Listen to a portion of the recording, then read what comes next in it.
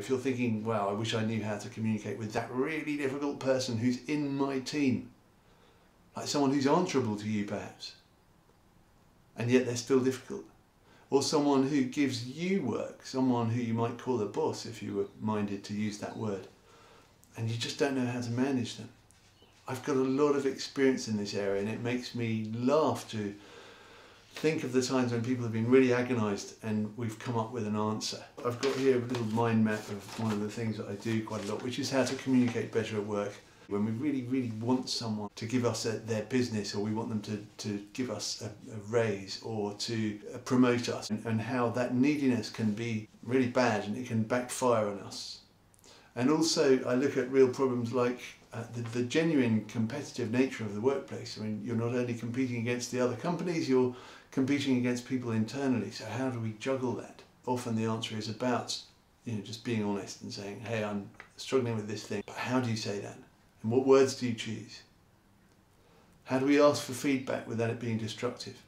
How can we tell people the kind of feedback that we want? There's so much in here. How can we put our hands up if we're relatively junior in the team and say, hey, you know what, I've noticed a really obvious big thing that we could do to improve things. Everyone I know who runs a large organisation wants junior people to have the courage to put their hands up and say, yes, we've got this thing, or we've got this idea that you old people have never thought of. But for some reason, young people come in and they don't want to do that. Or alternatively, young people come in and they think they know everything, when clearly they don't. So lots and lots of different problems that arise.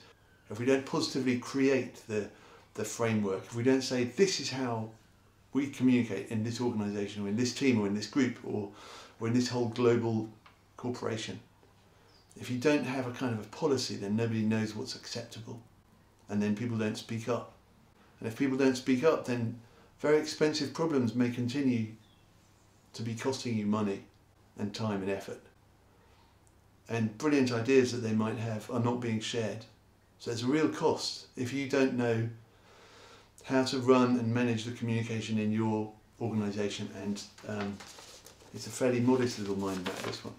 But it's based on years of work I've done with a lot of big name companies and organisations, and it's based on my training as a coach and in theatrical improvisation, believe it or not. So I bring all of that into the work that I do, and I bring years of experience having been a journalist on the Financial Times magazine, the Sunday Times, met and interviewed lots of amazing and interesting, famous and powerful people, as well as lots of people who are not well known.